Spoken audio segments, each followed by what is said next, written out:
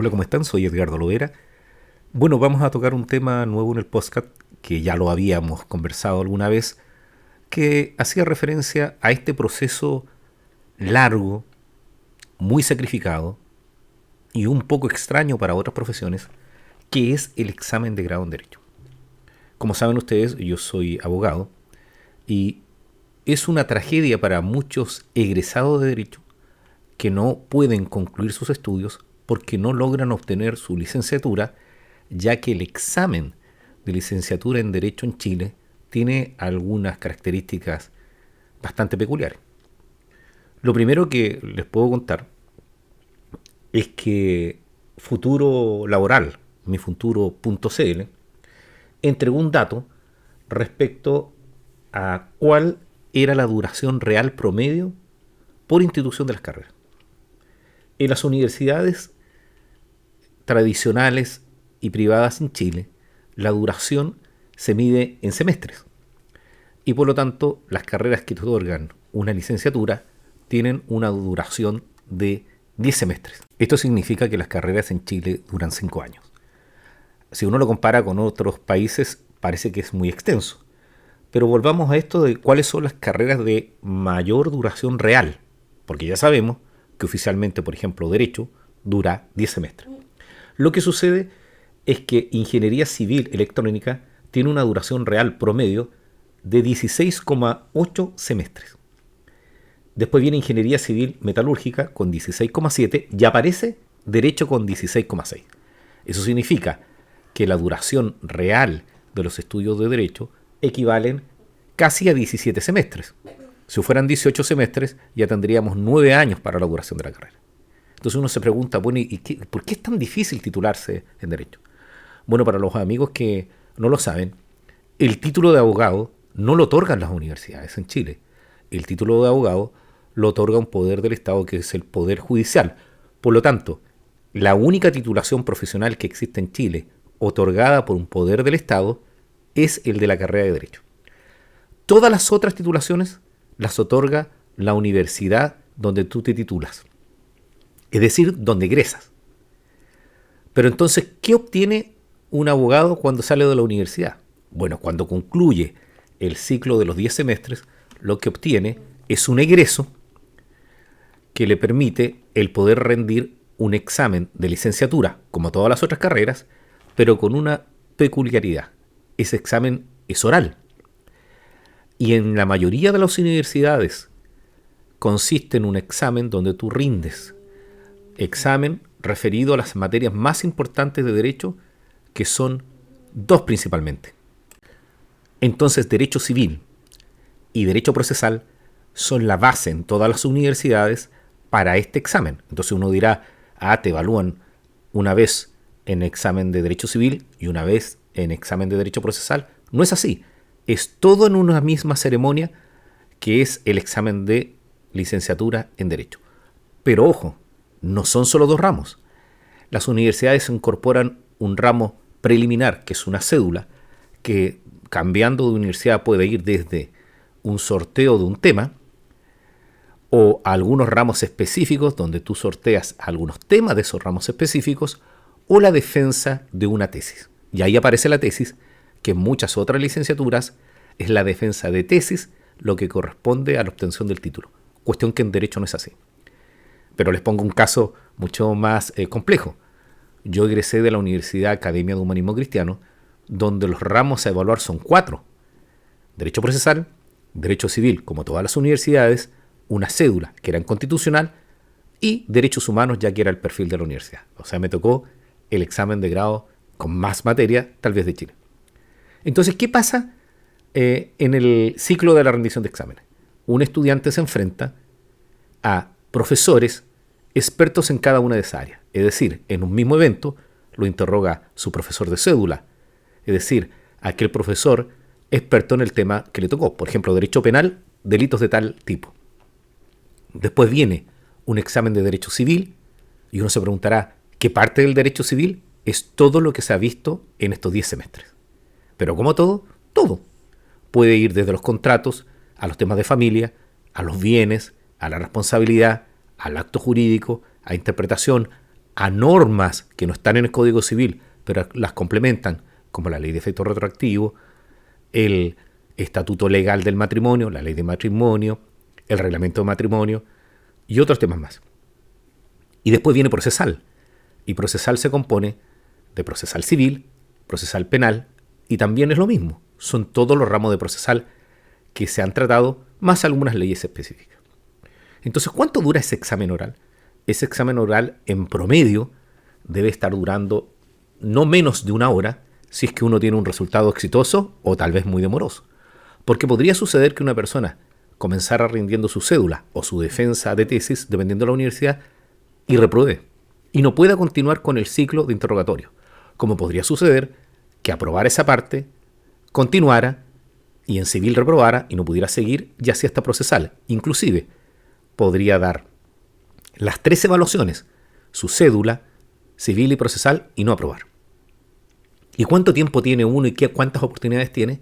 En promedio las universidades dan un rango de tiempo que puede ser de 3 años desde el egreso para rendir 3 oportunidades. Y después de la tercera oportunidad, ¿qué hace? Algunas universidades contemplan la posibilidad de que la persona solicite una gracia a través de la rectoría para que la autoricen, otras le señalan que tiene que efectuar un curso especial para poder rendir la prueba, y algunas más drásticas indican que usted no tiene ninguna otra opción, sino efectivamente comenzar de nuevo. Entonces, ahí la tragedia del examen de grado, porque efectivamente hay estudiantes que se les pasa el plazo, no lo rindieron por diversos motivos, o lo rindieron y les fue mal, y se les acaba el plazo o las oportunidades para rendirla y egresan sin poder titularse. Pero supongamos que le va bien al estudiante, es decir, aprobó exitosamente su examen de grado. ¿Ya es abogado? No, todavía no es abogado porque tiene que cumplir con otros requisitos, entre esos, realizar la práctica profesional.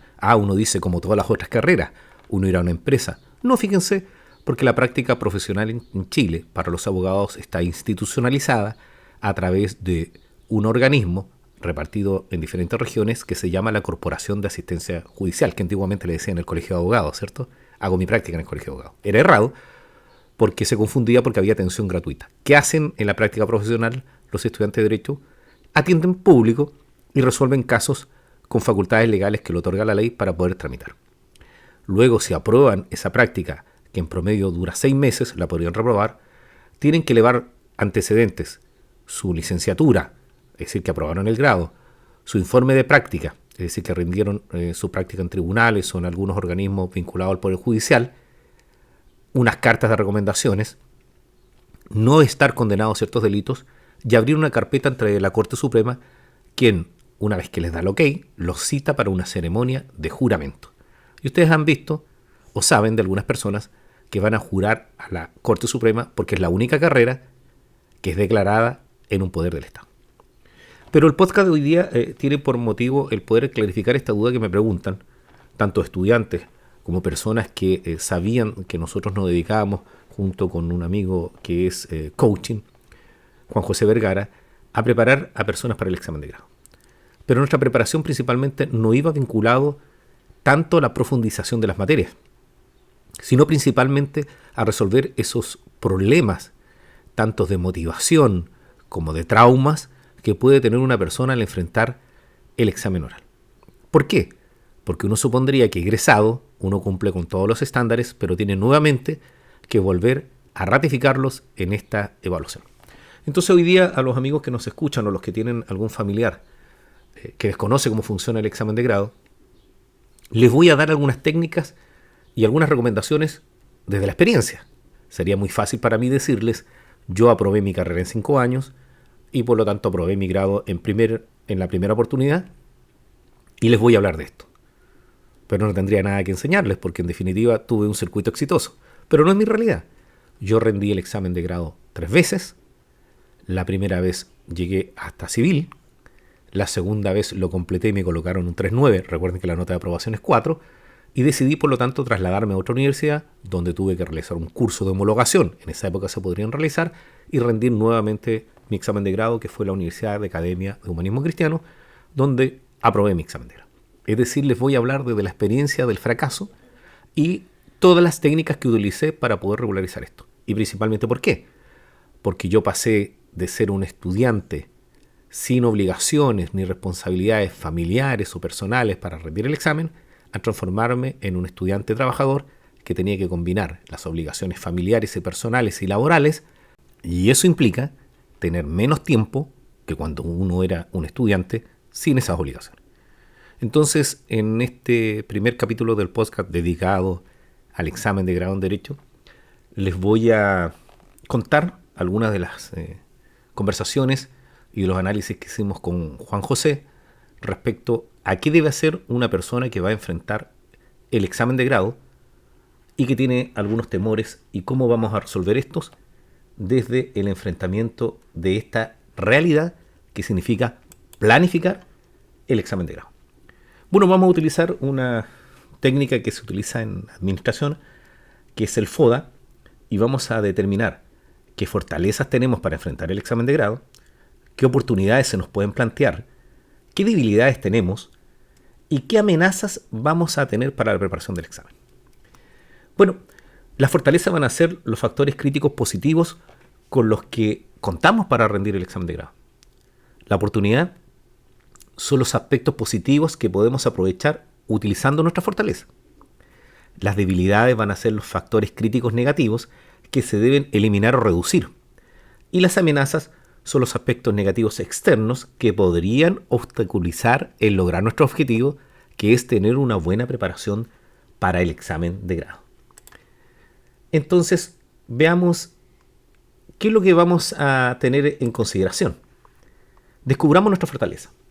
Lo primero que tenemos que asumir cuando terminamos la carrera de Derecho, cuando egresamos, es que nosotros ya somos estudiantes exitosos. ¿Por qué? Porque cumplimos el ciclo de los 10 semestres y demostramos durante toda nuestra carrera que efectivamente teníamos las competencias para poder concluir. Yo les invito a las amigas y amigos que me escuchan que recuerden ese primer día en la universidad cuando comenzaron sus estudios de Derecho. Escucharon a los compañeros hablar, escucharon a los profesores, hubo palabras, temas y términos que tal vez no comprendieron y escucharon que sus pares, algunos compañeros, se manejaban muy bien en la terminología, sea porque tenían conocimientos anteriores o porque efectivamente tenían muy buenas capacidades y ustedes se encontraban perdidos. ¿Y qué pensaban? Tal vez yo no voy a poder terminar esto. Y con el transcurso del tiempo de la carrera fueron descubriendo que ustedes podían avanzar, comprender con más o menos dificultad, tal vez reprobaron un ramo, pero lo volvieron a aprobar, pero siguieron persistiendo, que es una de las facultades principales y de las motivaciones que uno tiene que tener en la persistencia de que uno quiere obtener la titulación de abogado. Y es muy probable que si ustedes miraron el último día de su clase, el último ramo, antes de egresar, ya no eran 30, ni 40, ni 60 los que estaban ahí, sino mucho menos. Y tal vez ese que tú miraste con un poquito de envidia pensando en primer año, él parece que va a ser abogado, o ella, ya no estén. Y estés tú ahí. Entonces eres exitoso. Terminaste una primera etapa. Lo otro que tienes que ver como una fortaleza es que tú ya conoces que el derecho es un sistema. Es decir, que todo se combina. Como dicen los profesores de derecho, el derecho es uno solo. Es decir, que si un cliente te hace una consulta, tú vas a tener un conjunto de herramientas para darle una respuesta, tanto desde materia civil, laboral, penal, constitucional. Que también has ganado y lo tienes como fortaleza, es que ya has tenido exámenes orales. Efectivamente has enfrentado exámenes orales, conoces a algunos de los profesores que te van a examinar y ya sabes qué materia les interesa, qué les importa y qué áreas son de su predilección para poder interrogar. Es decir, que junto con haber practicado los exámenes orales con las pruebas previas, conoces a los profesores. Aquí tenemos un punto C, porque hay muchas universidades que están implementando el sistema de exhibición, es decir, que con un cierto promedio los estudiantes no tienen que rendir pruebas orales. Y eso ha jugado en contra, porque es muy probable que alguno de ustedes nunca haya rendido un examen oral o haya rendido muy pocos y efectivamente se enfrentan a un examen con muy pocos exámenes en el cuerpo. Ahora que está de moda el fútbol, ya concluida la Copa de Qatar, recordaremos que lo que exigen las selecciones es principalmente tener muchos partidos preparatorios para llegar a la final o para llegar al campeonato mundial. Entonces es necesario muchas actividades que tú vuelvas a ensayar, vuelvas a practicar, y los exámenes orales cumplían con eso. Pero ahora, como hay exhibiciones, uno tiene ese déficit. Lo otro, que es una fortaleza para el ciclo que vamos a enfrentar del examen de grado, es que tenemos el material. Tenemos nuestros apuntes, tenemos nuestros libros, ya sabemos dónde buscarlos, tal vez tenemos acceso a base de datos porque todavía seguimos teniendo el correo de la universidad y podemos ingresar a la biblioteca. De hecho, podemos ir a la biblioteca, si es que alguna vez fuiste, porque conozco amigos que nunca entraron a la biblioteca, porque extrañamente en Chile se estudia más en el casino que en la biblioteca. Son muy poquitos los que van a la biblioteca. Y veamos también qué oportunidades tenemos en este ciclo que vamos a preparar el examen de grado. Primero, contamos con el tiempo que destinábamos a clases para estudiar, porque uno de los problemas que tiene cuando uno egresa es que dices que no tengo tiempo, pero antes ibas a clases. Es decir, que uno podría cambiar el horario de clases por el horario de preparación. Por ejemplo, los estudiantes vespertinos que estudian en la noche, que son principalmente trabajadores, podrían decir que no tienen tanto tiempo, pero efectivamente sí lo tienen porque tienen que combinar el tiempo de sus clases con el tiempo de su preparación de grado. Otra oportunidad que tenemos es que vamos a entender mejor las instituciones de derecho porque no vamos a partir de cero. Y tal vez esta segunda vuelta que le demos a alguna institución que no nos quedó muy claro, la comprendamos mejor. Por ejemplo, yo recuerdo que me costaba entender un poco la indivisibilidad de las obligaciones y en la preparación del grado lo entendí mejor. También tenemos una oportunidad porque ya sabemos en qué fallamos en los exámenes orales y podemos mejorar. Podemos pensar de que hablábamos muy rápido, que el profesor nos hacía una pregunta y contestábamos todo y nos dábamos pausa. O tal vez no sabía enfocar bien cuál era lo importante de lo relevante. Por eso también otra oportunidad es que conocemos qué es importante para cada docente en su materia y qué es lo importante en cada materia. No nos vamos a perder estudiando los detalles, por ejemplo.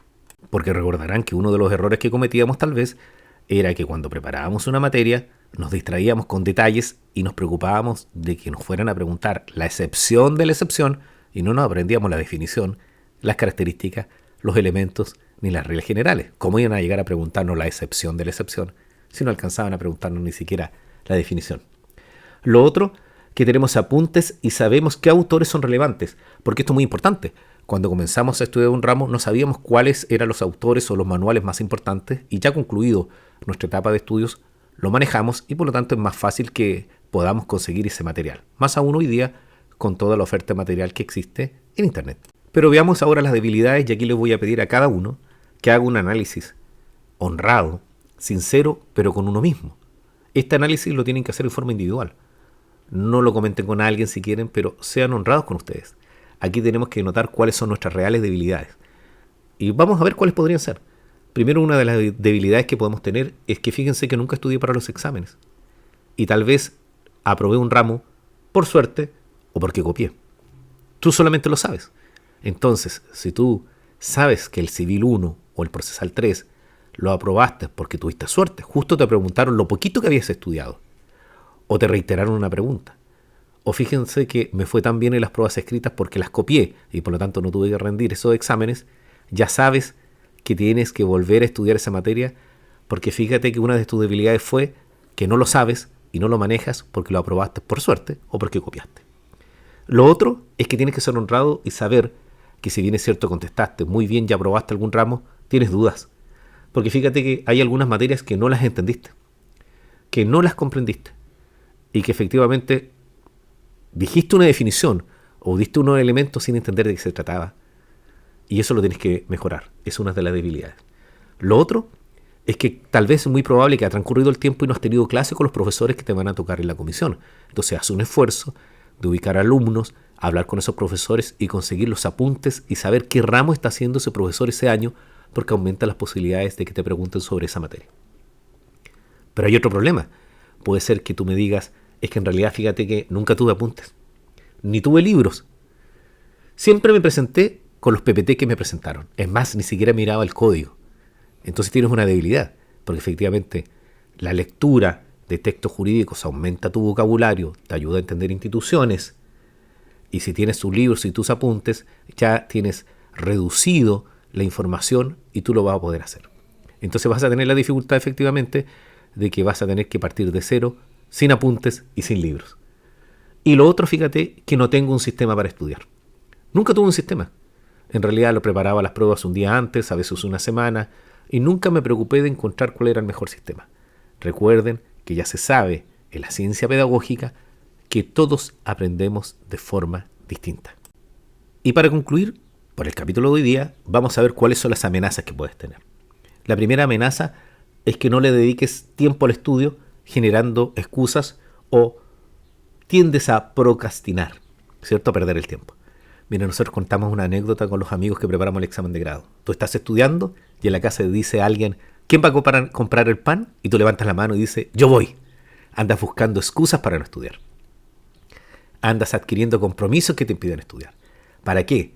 Para echarle la culpa a que no te dieron el tiempo, cuando tú no te lo construiste. Entonces, ¿qué otra amenaza tienes? Que no realices gestiones para contrarrestar esa amenaza. Por ejemplo, no ir a ver exámenes. ¿Por qué no vas a ver los exámenes de grado? No, porque en realidad no tengo tiempo, me da temor, pero anda a verlos.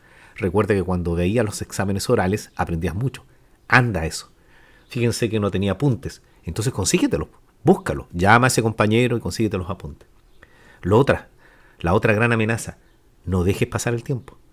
Las leyes se derogan, se cambian los docentes, pasa el tiempo y lo que tú estudiaste podría no ser así.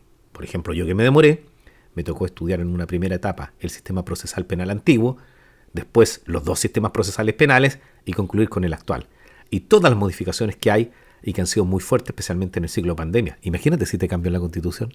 Entonces, ojo, comienza hoy día, que no sea como la dieta o como el compromiso de comenzar a estudiar guitarra o un idioma. Y lo otro, ¿cómo vamos a solucionar otras amenazas?